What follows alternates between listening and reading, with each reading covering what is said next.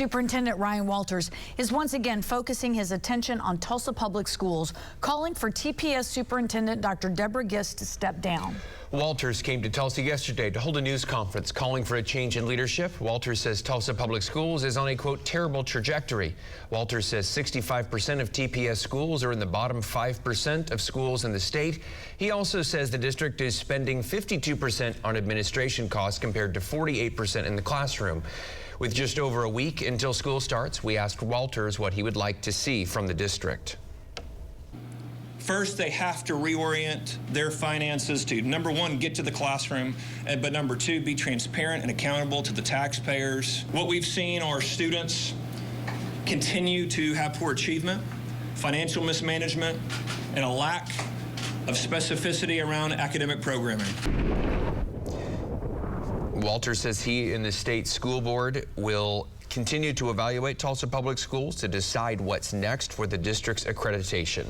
Superintendent Dr. Deborah Gist addressed the media overnight specifically to talk about concerns about some of Ryan Walter's recent comments. News on 6's Tess Monty joins us now with more on what Dr. Gist had to say. Tess? Leanne, Dave, a very late night. Dr. Gist spoke with media around 11 o'clock last night after the school board meeting, saying TPS has an improvement plan and the district is seeing results.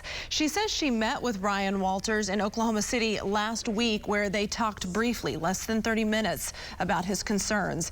She says before she got back to Tulsa from that meeting, she was already reading statements that Walters was planning on taking over the district, similar to a scenario that just played out in Houston, Texas. Gist says Walters claimed there were multiple years worth of audits looking into TPS, and she says she told him that was not accurate. It's categorically untrue. I told him that on Friday when we sat down.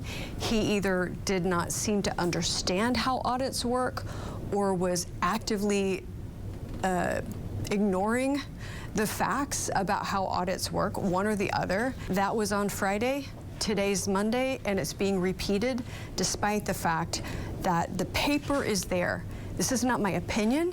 It is the opinion of an independent auditor who comes into our district every single year and conducts an extensive review and offers an unbiased and official opinion about those financials. And those are available to the public. They're out there, that we've shared them. Dr. Gist says her top priority and main focus right now is on students and teachers ahead of the new school year, which begins August 17th. Walters has called for Dr. Gist to step down, but she did not respond to that comment. Tess Monty, Oklahoma's Own, News on 6.